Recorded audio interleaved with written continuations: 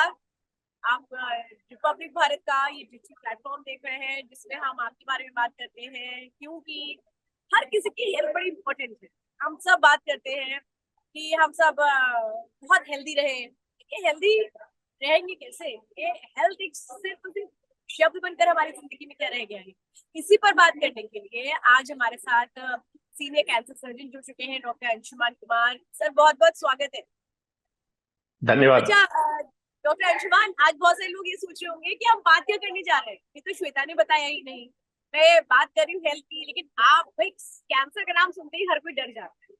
देखिए सर, बहुत सारे लोग अपने दिल की बात करते हैं, दिल धड़कता रहे, लेकिन एक ऐसे टॉपिक के बारे में बात नहीं करते हैं जो अगर सही से काम नहीं करेगा तो सांसें रुक जाएंगी। सर सर आप समझ गए मैं बात क्या कर रही हूँ? मैं चाह रही हूँ आप इसी पर आज बात करें। बिल्कुल बिल्कुल, मैं समझ गया। आज लंग कैंसर डे भी है, और जब सांसों की बात आती है तो लोगों को याद आती है वो वारदातें, वो बातें, वो दिन जब कोविड पैंडेमिक हुआ था। तो बात एक ही होती थी, फेफड़ा खराब हो गया। उसी फेफड़े की आज बात करने वाली है। मुझे तो यही अंदाजा लग रहा है। आप विस्तार से बता सकती हैं। बिल्कुल आप सही समझ रहे हैं। और मुझे ऐसा लगता है कि बहुत कम लोगों को पता होगा ये कि वैलेंटाइन डे लोगों को याद रहता है और बहुत सारी चीजें याद रहती है, लेकिन ये जो पर्टिकुलर डेज है जिन पे हमें खुद सोचना चाहिए वो याद नहीं रहता। लेकिन ये जो जरूरत क्यों है ऐसी चीजों को मनाने की, हम वर्ल्ड लंग कैंसर डे मना रहे हैं, इसकी जरूरत क्यों पड़ी? बहुत देखिए, यही एक्चुअल पत्रकारिता यही होती है। कितनी बारीकी की, जिसको कहते हैं नुआंस से, सूक्ष्मता का सवाल आपने किया कि जरूरत पड़ी क्यों। और खास करके लंग कैंसर डे, जिनके परिवार में नहीं हुआ उनको तो पता भी नहीं होगा लंग कैंसर होता क्या है। ये देखिए, कभी भी कोई भी दिवस, तिथि, उपहार, त्योहार ये तभी मनाया जाता है जब या तो उसकी समस्याएं बढ़ जाए या उसकी कद्र कम हो जाए। जैसे father's day, mother's day, wife day, daughter's day, ये तभी मनाया जाने लगा जब एक्चुअली में माता पिता साथ नहीं रह रहे हैं, तो फादर्स डे मना के काम चलाओ। या समस्याएं बड़ी गंभीर हो जाए, जैसे AIDS day, cancer day, lung cancer day, oral cancer day, this day, cardiac day, hypertension day, diabetes day. क्योंकि ये समस्याएं अब हमारे समाज का एक अभिन्न हिस्सा बन गया और हमारे कारण बना। ये किसी और के कारण नहीं बना। हमने जो किया, हमारे संस्कृति, सभ्यता और अपने वातावरण के साथ खिलवाड़, उसके कारण ये बना। अब इसके लिए जरूरी है, आप लंग कैंसर, जो दर्शक देख रहे हैं वो डर रहे होंगे कि यार कौन सुने लंग कैंसर को। ऐसा मत डरिए, मत डरिए, बिल्कुल नहीं। बात हम वहां करेंगे कि आप स्वस्थ रहें, और स्वास्थ्य में गड़बड़ी अगर होगी तो ये बीमारी होती है। तो आपको हम स्वस्थ रहने का सिखाएंगे, क्योंकि ओकेजन लंग कैंसर है। लंग कैंसर की कुछ बातें करेंगे ताकि आपको कभी आपके आसपास लंग कैंसर की समस्या ना आ पाए। तो इसी से श्वेता शुरुआत करते हैं कि स्वास्थ्य है क्या। आयुर्वेद में और मॉडर्न मेडिसिन में स्वास्थ्य का डेफिनेशन, हेल्थ का डेफिनेशन है। हेल्थ, मेडिकल में मॉडर्न मेडिसिन कहता है mental physical wellbeing of an individual, not mayor absence of disease. मतलब सिर्फ बीमारी का नहीं होना ही हेल्थ नहीं है, फिजिकल और मेंटल वेलबींग। अब कहा जा रहा है स्पिरिचुअल वेलबींग, इसमें जोड़ दीजिए भाई, जोड़ा भी गया। लेकिन आयुर्वेद 10,000 साल पहले इसको कह दिया था, सम दोष सम अग्निश सम धातु मलह क्रिया प्रसन्न आत्मेन्द्रिय मन स्वस्थ की विधेयते। सम दोष मतलब आपके दोष, मल, धातु, क्रिया सब सम अवस्था में हो। जैसे कोविड में कहते थे इम्यूनिटी बढ़ा दो, नहीं नहीं नहीं, बढ़ना भी गड़बड़ है। सम अवस्था में रहना, बराबर रहना, न कम हो न ज्यादा हो। प्रसन्न आत्मेन्द्रिय मन, आत्मा, इंद्रिय और मन आपका प्रसन्न हो। स्वास्थ्य इति अभिधीयते, इसी को स्वास्थ्य कहते हैं। अगर आप आज मेरी बात ध्यान से इस चर्चा को सुन लें तो आप स्वस्थ रहेंगे, और बीमारी बीमारी आपका सह ही नहीं सकती है। लॉन्जेविटी का टिप्स मैं बता के जाऊंगा आज। सर एक बात बताइए, मैं आपको देख रही हूँ और सुन रही हूँ, मेरे दिमाग में एक बात ही आती है कि कई बार क्या होता है, हमारे आसपास लोग बैठे होते हैं और आजकल तो वेदर चेंज है तो वो खांसने लगते हैं। तो ये जो बार बार खांसी आ रहा होता है, फिर अगल बगल वालों से सुनो तो कहते हैं अरे मुझे बहुत खांसी आ रही है, कहीं मुझे लंग कैंसर तो नहीं हो गया। तो ये कितनी बार खांसी आए, क्या है कि मतलब अगर मैं बेसिक एक ये समझू कि वो जो लक्षण की बात होगी सिम्टम्स, वो क्या है? देखिए, पहले तो लोगों को यह समझना चाहिए खांसी है क्या। खांसी एक बॉडी का अपना रिएक्शन है, अपनी प्रतिक्रिया है। जैसे न्यूटन थर्ड लॉ कहते हैं कि every action has a reaction. अगर कुछ गड़बड़ी फेफड़े में या थ्रोट में, गले में हो, तो शरीर की प्रतिक्रिया ये होती है कि इसको खांस करके बाहर निकालो। अब ये क्या क्या हो सकता है? एलर्जी, इरिटेशन, सिंपल, धूल मिट्टी चली है। एयर कंडीशन बहुत बड़ा कारण हो चुका है आज मॉडर्न सिविलाइज्ड वर्ल्ड का, खांसी का। एयर कंडीशन, क्योंकि उसमें स्पोर्स, फंगल स्पोर्स घूमते हैं, उसके कारण। उसके बाद माइक्रोप्लास्टिक्स, जो प्लास्टिक के बोतल में पानी पीते हैं तो माइक्रोप्लास्टिक्स आपके थ्रोट में चिपका रहता है, खांसी का कारण। ये सब मैं सिंपल पहले बता रहा हूं। उसके बाद इन्फेक्शन, अलग अलग पेट की गड़बड़ी जिसके कारण गैस्ट्रोएसोफेजियल रिफ्लक्स दीजिए, रात में आप सोते हैं आपको पता नहीं चलता है, और एसिड आपके बाहर निकलता है, थ्रोट में आता है, सुबह उठते हैं आप पूरे दिन खांसते रहते हैं। पेट पे मोटापा का होना, वो खांसी का कारण होता है, लोगों को पता भी नहीं होगा। पेट में कृमि होना, जिसको वर्म्स कहते हैं आमतौर पे, कि पेट में कीड़े हो गए हैं, खांसी का कारण।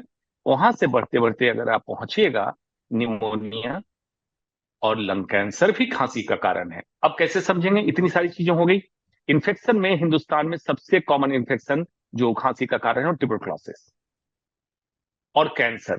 दो इन्फेक्शन है, दो बीमारी ऐसी है, अगर किसी व्यक्ति को 3 हफ्ते से ज्यादा खांसी आते रहे, 3 हफ्ते, मतलब अब कैसे समझेंगे? आपने वातावरण भी चेंज कर लिया, लाइफस्टाइल ठीक की, डॉक्टर को दिखाया, डॉक्टर ने कुछ मेडिसिन दी, टीबी की दवा नहीं चली, तो हो सकता है 3 हफ्ते बाद आपकी खांसी बरकरार रह जाए। इसका मतलब आपको या तो टीबी है या कैंसर है। फिर आपने डॉक्टर को दिखाया, डॉक्टर ने एक्सरे कराया, एक्सरे में कुछ स्पॉट दिखा, डॉक्टर ने उसको करा दिया कि टीबी है, टीबी की दवा आपने खाई, खांसी रुक गई, ट्यूबरक्लोसिस। ठीक। अब भी खांसी नहीं रुकी, तो अगर एक्सरे में कुछ स्पॉट दिखा और सारे इलाज के बाद खांसी नहीं रुक रही है, तो मतलब लंग कैंसर, मतलब फेफड़े का कैंसर हो सकता है। उस पे सतर्क होना जरूरी है। सर आपसे बात करते करते मुझे भी थोड़ी सी खांसी आने लगी है, कहीं मुझे खांस दो। अच्छा सर एक बात मैं और आपसे पूछ रही हूँ कि ये तो बात हमने की, आप कह रहे हैं कि भाई एयर कंडीशन सब में बैठना, बॉडी कहीं करना, ये सभी इम्पैक्ट डालते हैं, लेकिन अब सर ये तो बहुत मुश्किल वाली बात हो जाएगी जो आप कह रहे हैं कि नहीं एसी में मत बैठो। भाई हमारी तो जिंदगी सर एसी के बिना चलती नहीं है, तो फिर एसी को अवॉइड कैसे करें? बिल्कुल बिल्कुल।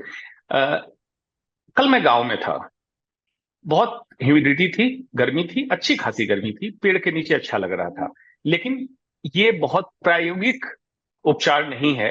एज ए डॉक्टर मैं उपचार ही बोलूंगा, कि मैं सबको कहूँ गांव चले जाओ और पेड़ के नीचे बैठ जाओ। एक, पहले मुझे घंटे 1.5 घंटे दिक्कत हुई, बहुत पसीने आ रहे थे, मैं सोच रहा था कि पता नहीं क्यों आ गया।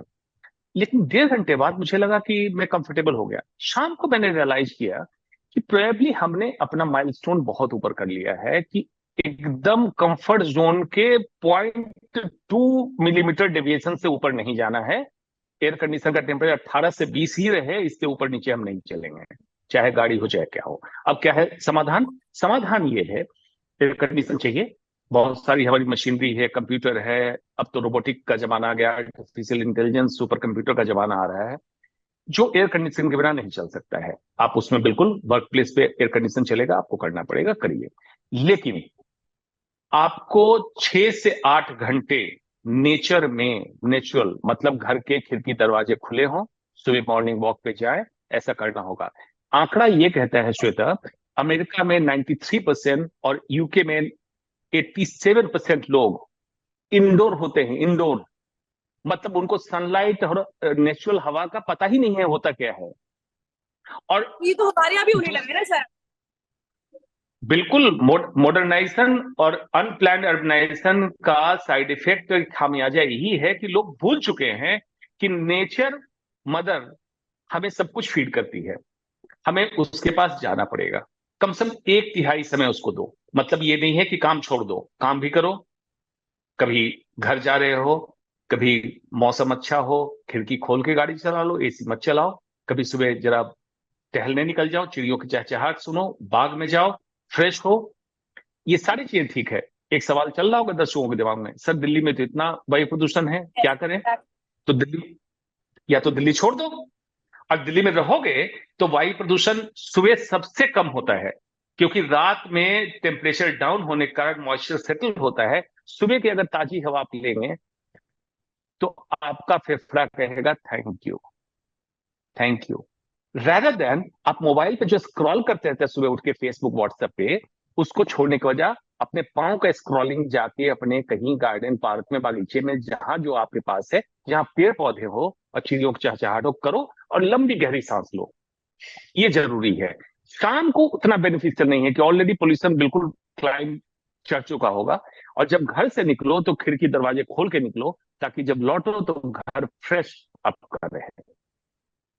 सर यहाँ तो खिड़की दरवाजे खोलने की बात आप कर रहे हैं, एयर प्यूरिफायर यूज होने लगे घरों के अंदर, तो ये सब तो प्योरिटी के लिए सर यूज होने लगा। लेकिन मैं ये समझ रही हूँ कि चूंकि आपने बात की कि मॉर्निंग के टाइम पे कई मरतबा जो हमारा AQI है वो कम होता है, लेकिन सर अब तो जैसे धीरे धीरे हम उसी टाइम के करीब जा रहे हैं जब दीपावली आएगी और उसके बाद एक बहुत बड़ा इशू आ जाता है दिल्ली के साथ। सर उसमें तो पूरे दिन हम खिड़की दरवाजे नहीं खोल सकते, फिर क्या करेंगे?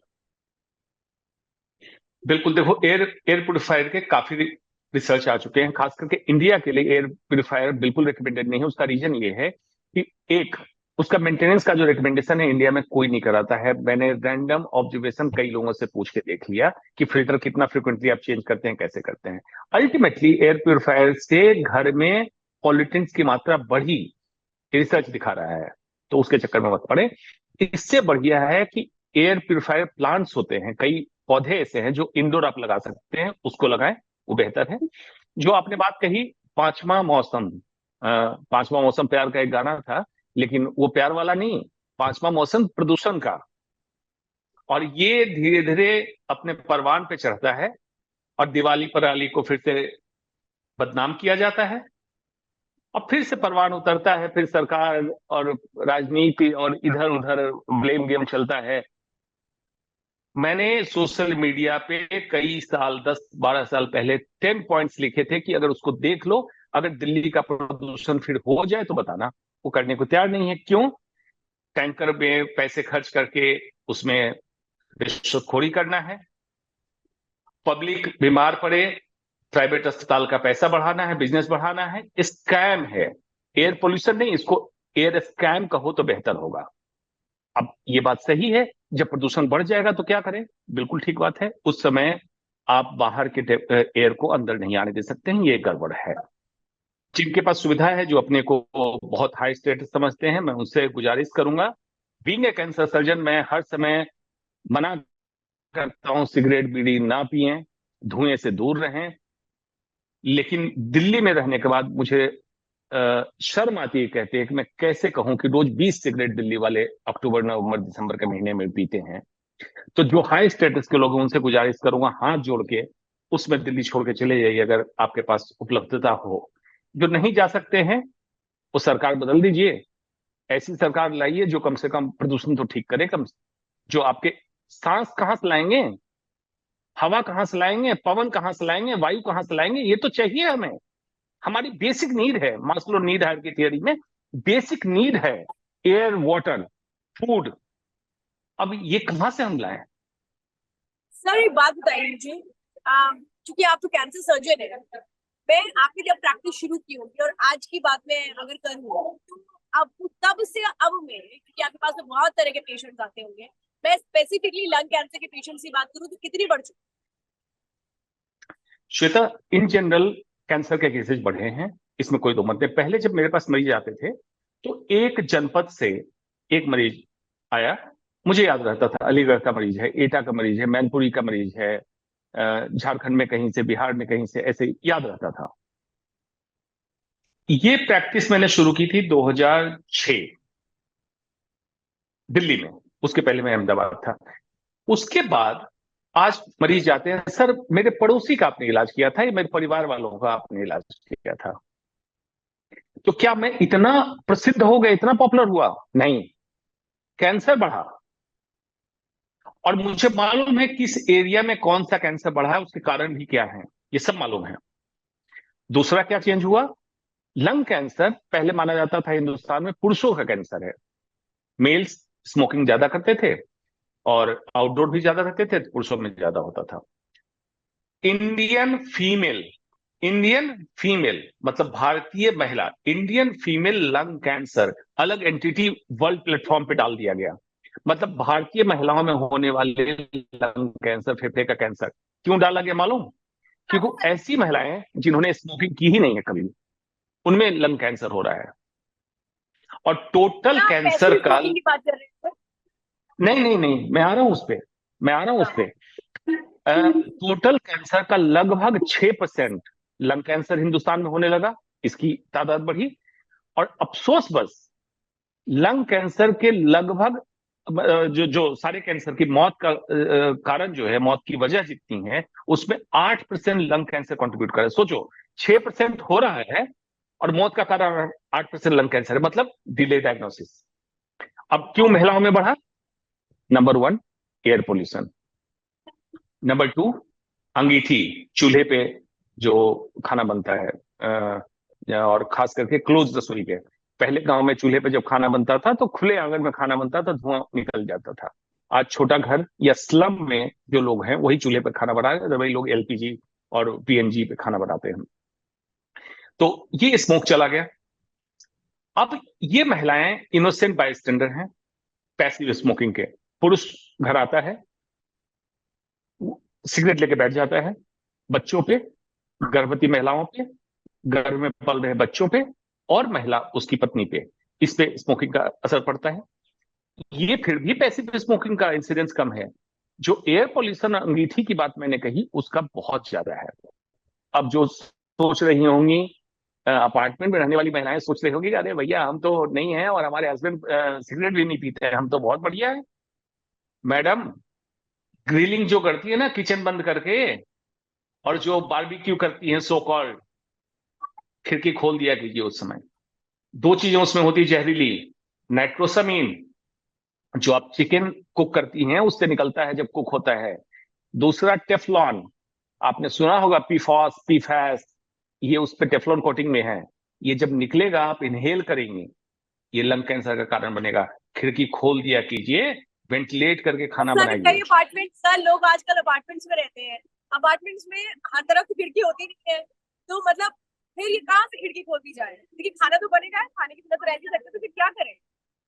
श्वेता देखो, जो महिला होती है ना, by nature and by birth mother होती है। मदर हर समय उसको कहते हैं, मातृत्व में इतनी ताकत होती है। जननी, जननी क्यों कहा गया? कि जो नई चीज को जन्म देगा, इसलिए नहीं कि बच्चा पैदा करती थी। जननी मतलब नई चीज, नए आइडियाज को। जो महिलाएं सुन रही होंगी, मुझे पक्का पता है जितना भी क्लोज अपार्टमेंट में रह रहे होंगे, वो अभी इस प्रोग्राम को सुनने के बाद अपना फ्रिज, माइक्रोवेव, बारबेक्यू और ग्रिल जो भी रखते होंगे, उसको रखने का इंतजाम कर लेंगे खुले हवा के साथ। और एक गाना भी है, हवा के साथ साथ, हवा के साथ चल, वो साथी चल। ये हमारी महिला है। इनके पास लिमिटेड रिसोर्सेज में तरीका निकालना इतना अच्छा आता है ना श्वेता, ये निकाल लेंगे। कहीं बालकनी में, कहीं भी टेरेस पे कुछ ना कुछ इंतजाम करेंगे, लेकिन वो इनहेल करना बंद कर देंगे, ये मुझे पता है। सिर्फ एज ए मीडिया पर्सन, आपका रोल, आपकी अहम भूमिका इतनी होगी कि इनको जगा दीजिए। और आपने अच्छा इनिशिएटिव लिया है, आपने जगा दिया है इनको। अब देखिए कैसे शुरुआत होती है। और उस दिन मैं अपने आप को एक सफल डॉक्टर मानूंगा जिस दिन health will become a cult and culture. मतलब कोई बाबा नहीं होगा, कुछ नहीं होगा, सब लोग अपने स्वास्थ्य की बात करने लगेंगे। मैं उस दिन मान लूंगा मैं आज सफल डॉक्टर हो गया। सर आपकी बातों में एक बात आपने और बोली कि पांचवा मौसम प्यार का अब वो नहीं है, बल्कि पांचवा मौसम प्रदूषण का है। तो आपने जी। जितने फैक्टर बोले हैं कि मुझे जितनी बातें मुझे समझ में आ रहा है, आपकी लाइफस्टाइल चेंजेस की जरूरत से, खुद के बारे में सोचने की जरूरत है, जो हमने कोविड के बाद करना शुरू कर दिया था, और आप जो सारी चीजें प्योर एयर की घूम रही, मतलब अगर स्वच्छ हवा है तो फेफड़े भी हमारे एकदम फिल्टर रहे, कोई प्रॉब्लम नहीं आएगी, अगर मैं आपकी बातों को सही समझूं। बिल्कुल। देखिए, आपको एक ऑप्शन नहीं दिया, दिल्ली छोड़ दो, पॉसिबल नहीं है। मैं भी दिल्ली में रह रहा हूं। तो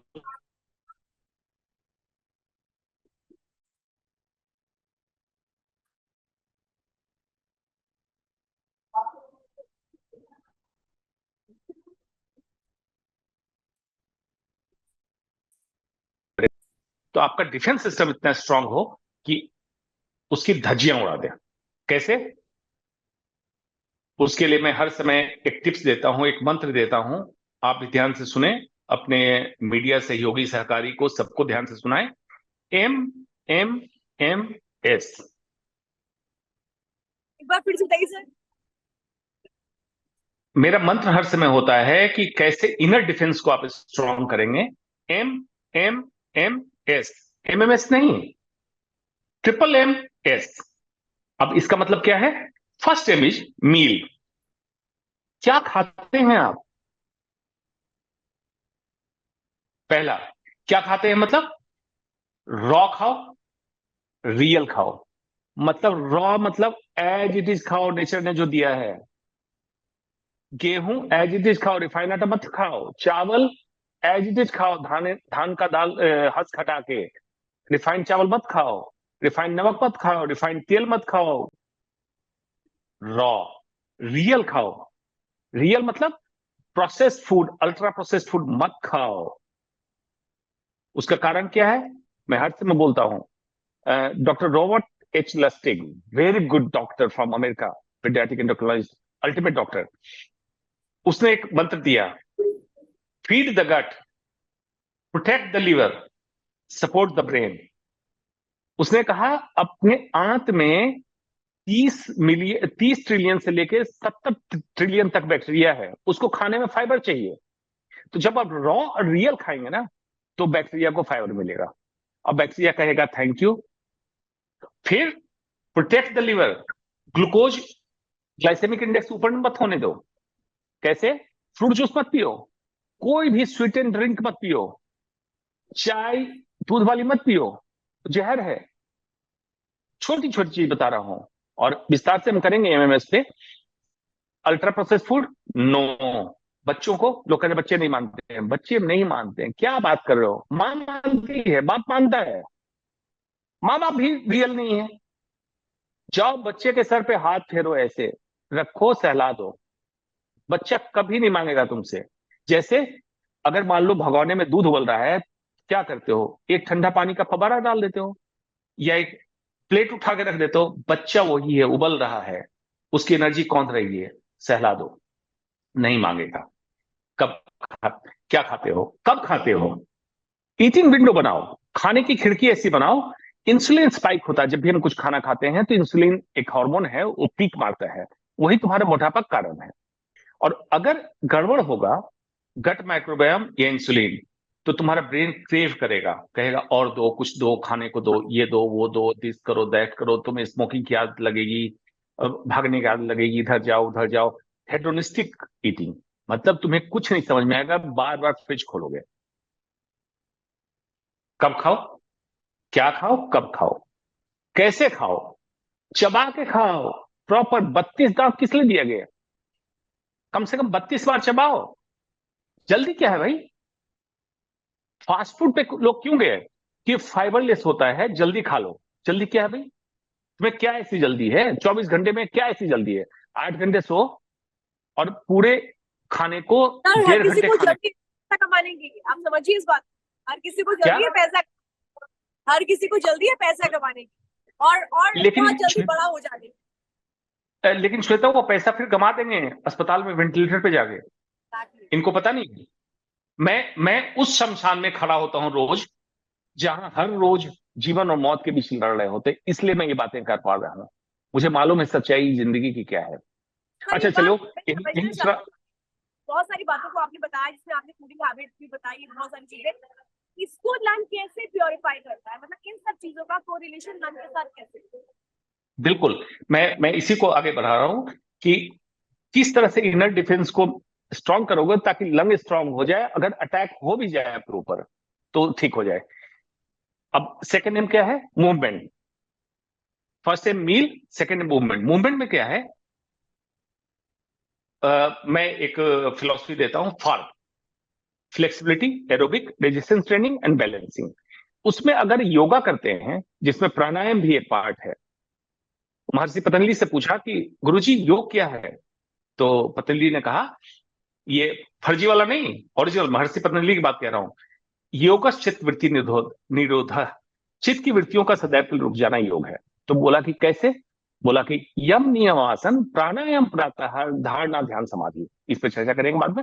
प्राणायाम, जैसे आप इस इनहेल करते हैं, सर एक प्रकृति बार में सुबह जाते बता हैं, कि आप डॉक्टर हैं, जी आप बताएंगे तो आप थोड़ा बता भी दीजिए लोगों को किस तरीके से इनहेल और एक्सहेल करना चाहिए, क्योंकि आप डॉक्टर है, जी कैंसर बिल्कुल, सर्जन है, तो थोड़ा सा बिल्कुल विश्वास। बिल्कुल। जब डीप डीप इनहेल करते हैं तो आपका फेफड़ा पूरा खुलता है, जे रिसेप्टर एक्टिव होता है, जिससे वेगल टोन एक्टिवेट होगा, पल्स रेट डाउन होगी, बीपी डाउन होगा। ठीक, तो इनहेल कीजिए फुलेस्ट, पहले इरेक्ट, इरेक्ट बैठना है, विदाउट सपोर्ट इरेक्ट, इनहेल कीजिए to the fullest from your through your nose, नाक के रास्ते, मुंह से नहीं। और एक्सहेल जब करें तो ऐसे करें कि आपकी नाभि बिल्कुल आपके स्पाइन को, लंबर स्पाइन को टच करे, उस लेवल तक एक्सहेल, मतलब सांस छोड़ते जाइए, छोड़ते जाइए, जब लगे अब मैं थक गया, आप तो सांस नहीं बची, उसके बाद 30% और सांस छोड़िए, एक्सहेल। ये आपका जो सिस्टम एक्टिवेट करेगा, मूवमेंट का पार्ट है।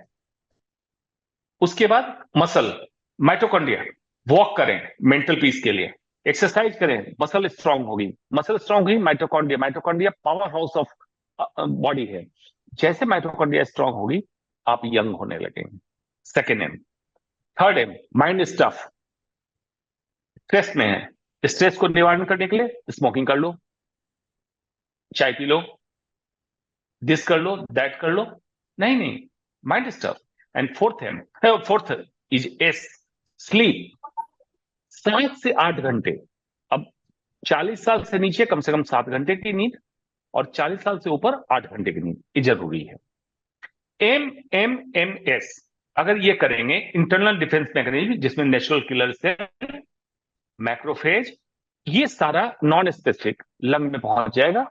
अगर इस पे कैंसर का कारक तत्व अटैक भी करेगा, उसको खाएगा, स्कैवेंज करेगा, स्कैवेंज करते हैं जैसे हमारे सफाई कर्मचारी आते हैं, कूड़ा कचरा उठाते हैं, फेंक देते जाके डस्टबिन में, दो तीन और सवाल वहां है से बस, ले जाते हैं। दो तीन और सवाल है मेरे पास। सर एक बात नहीं समझ रही मैं, देखिए आपने बहुत सारी चीजों को बताया, मेरे ख्याल से जो लोग भी सुन रहे होंगे उनके दिमाग में ये भी आ जाएगा कि भाई एक साथ इतनी चीजों को तो नहीं कर सकते, पॉसिबल नहीं है, क्योंकि लोगों का एक शेड्यूल होता है, बिजी शेड्यूल होता है। अगर आज से ही, क्योंकि आज वर्ल्ड लंग कैंसर डे है, मैं आज से ही लोगों के से कहूँ कि आप शुरू करिए, तो वो जरूरी दो बातें क्या होंगी जिनको आज से ही शुरू करते तो जो लंग है वो हेल्दी हो जाएगा। बहुत अच्छा सवाल। जो हिंदू कल्चर बिलीव वाले हैं, आस्था रखिए अपनी पास, अपनी आस्था अपने पास, लेकिन बंद कमरे में अगरबत्ती जलाना बंद करें, हवन करना बंद करें। उसका कारण भी बताते चलता हूं। गीता कॉलोनी में आपका धूप तैयार होता है, वो जो हम गाड़ियों में ऑयल डिस्कार्ड करते हैं, तेल, इंजन ऑयल, उससे तैयार करते हैं, इसीलिए काला धुआं उठता है, वो आपको लंग कैंसर करा रहा है। अगर नहीं विश्वास है मेरे ऊपर, जाइए गीता कॉलोनी में, देख लीजिए धूप बत्ती कैसे बन रही है। तो बंद कमरे में इस तरह की धूप बत्ती जलाना बंद करें, अगरबत्ती, हवन करना बंद करें। अब कहेंगे हवन करना बंद कर रहे हैं कुछ ऐसे सो कॉल्ड हिंदू, मैं सनातन, मैं डिस्क्लेमर बताता हूं, मैं भी सनातनी घर से हूं, इसलिए ना समझें कि ये हिंदू के अगेंस्ट बोल रहा है। सो कॉल्ड जो हिंदू है उनको पता नहीं हवन कैसे हुआ करता था। खुले आसमान में जहां पांचों तत्व मिलते हैं, क्षिति, जल, पावक, गगन, समीरा, वहां पे हवन का कार्यक्रम होता था। अगर हवन करना है तो जाइए, पांचों तत्व जहां मिलता है वहां हवन कीजिए, बंद कमरे में हवन मत कीजिए, अपार्टमेंट में, सोसाइटी में हवन मत कीजिए, लंग कैंसर का बहुत बड़ा कारण है। अगरबत्ती जलाना बंद कीजिए, मॉस्किटो कॉइल जलाना बंद कीजिए, डिफ्यूजर जो आप घर में परफ्यूम टाइप का इस्तेमाल करते हैं उसको जलाना बंद कीजिए आज से। नेचुरल फ्लावर लाइए, घर में रख दीजिए, उसकी खुशबू लीजिए। पौधे लाइए, घर में रखिए, उसकी खुशबू लीजिए, ये चालू कीजिए। औरतों को मैं कहूंगा टेफ्लॉन के बर्तन इस्तेमाल करना बंद कीजिए, उससे जो अब इंडियन कुकिंग में तेल डाल के खरचड़ी चलाते हैं, उससे धुआं उठता है, उसमें जो इनहेल करते हैं डेंजरस है। तीसरा, ईटीओ, इथिलीन ऑक्साइड आजकल बहुत चला था, मसाले में लफड़ा हुआ था, लंग कैंसर का कारण है। बंद पैकेट मसाले को अवॉइड कीजिए, ईटीओ होगा। एफएसआई भी उसको चेक नहीं करता, या मैंने उसके डायरेक्टर को चैलेंज किया ओपन लाइव डिबेट में, तो उसने कहा हाँ हमारे पास चेक पैरामीटर नहीं था, हांगकांग सिंगापुर ने जब बोला तब हमने चेक किया। उसको बंद कीजिए। साबुत मसाले लाइए, घर में पीसिए, उसका इस्तेमाल कीजिए महिलाओं के लिए। सर इसका पुरुषों के लिए आप भी बता रहे हैं कि हम पुराने युग में लौट जाए। आपकी बातें नहीं, मुझे इस सोच इशारा कर मैं रही मैं लॉ लॉ में लौटने की बात नहीं कर रहा हूं, मैं बात कर रहा हूं एसेंशियलिज्म मिनिमलिज्म की। मतलब उतना ही करो जितनी तुम्हारी जरूरत है, और जरूरत के हिसाब से करो। अगर मसाला जैसा हमने खाना है कोविड तो के अच्छा टाइम पे खाना है। किया था, जैसा हमने कोविड के बिल्कुल टाइम पे किया, सीख गए थे हेल्दी कैसे रहना है। बिल्कुल बिल्कुल। अगर अगर भाई, जिंदा रहो, लंबा जिंदा रहो, अच्छे से जिंदा रहो, क्यों अस्पताल में जाके वेंटिलेटर पे पैसे खर्च करोगे? ये व्यापार है, इसमें मत उलझो। मैं सच्ची खरी खोटी बात कह रहा हूं, मेरी बात मानो। आज नहीं मानोगे, कल मानना पड़ेगा। और और ये बड़ी सर छोटी बात है, हाँ, बड़ी छोटी बात मैं कह रहा हूं। एक बार कई दर्शकों को गुस्सा आ रहा होगा कि पता नहीं ये ऐसे अटपटा कह रहे हैं कि मैं कर पाऊं ना कर पाऊं। भाई, कर लोगे। शांति से जाओ, 15 मिनट ध्यान में बैठो और बोलो कि ये जो सर ने बोला मैं कर लूंगा, सच में आएगा। हाँ, मैं कर लूंगा। बड़ी सर छोटी बात बोल रहा हूं।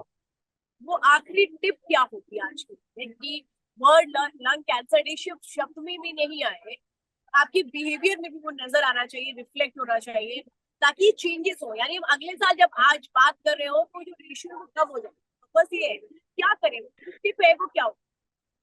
अगर मीडिया के लोग इस जागरूकता को बढ़ाते रहे पूरे साल, तो मैं इस बात की बिल्कुल गारंटी दे सकता हूं, अगले साल तक स्वास्थ्य, लंग कैंसर तो छोटी बात है, स्वास्थ्य एक कल्ट और कल्चर बन जाएगा। इस बात से मैं श्योर हूं। अब टिप्स की बात आपने कही, मैंने कहा इनर डिफेंस मैकेनिज्म, सूत्र बता दिया। आउटर, पॉलिटिशियन को बदलो, हवा साफ हो, ये हमारे हाथ में नहीं है। घर की बात बता दी। अब सिंपल फॉर्मूला, चेस्ट लाइन, इतना प्राणायाम करो चेस्ट लाइन आपके वेस्ट लाइन, कमर की लाइन से ज्यादा हो जाए। 56 इंच मतलब का सीना। कमर, सर 56 इंच की सीढ़ी की बात कर रहे हैं आप। 56 इंच के सीने की हालत तो देख ही रहे हो क्या हुआ है। 56 इंच नीचे, इंच विंच मत करना। कमर कम कर लो, चेस्ट बड़ा कर लो। पुरुषों से मैं कहूंगा रिस्पॉन्सिबिलिटी लो। हम लोग हंटेरियन एग्रीगेरियन सोसाइटी के स्पेसीज हैं। हमने रिस्पॉन्सिबिलिटी ली थी घर चलाने की तो ली। अब आपको ये करना है। अब ये दिल्ली एनसीआर हमारा घर है, इसको हमें ठीक करना है। आप रिस्पॉन्सिबिलिटी लो, मूव करो, वोट करो, कल्चर बनाओ, कल्ट बनाओ, अपने सोसाइटी के लोगों को लेकर चलो। और महिलाओं से कहूंगा, पति को जगाओ, सुबह थप्पड़ मार के जगाओ कि चलो निकलो, चलते हैं। तब निकलो जब तुम्हारे निकलने के बाद सूरज निकले। तब मत निकलो जब सूरज निकल चुका हो। सेकंड दिन ऊपर उठेगा, मेलेटोनिन ब्रेन के पिनियल ग्लैंड में उठेगा और तुम खुश रहना चालू कर दोगे, बेवजह खुश रहोगे। ये सब करो। और जितने सवाल हैं, कमेंट है, निगेटिव भी मेरे बारे में बोलते हो, लिखो। और अगली बार क्या सुनना चाहते हो ये भी बोलो, श्वेता के माध्यम से मैं पहुंचाऊंगा आपके पास। आप सबका सर बहुत बहुत बहुत बहुत धन्यवाद आपने धन्यवाद सुना। इस चर्चा में शामिल होने के लिए और अपने इतने इम्पोर्टेंट पॉइंट्स रखने के लिए बहुत बहुत धन्यवाद।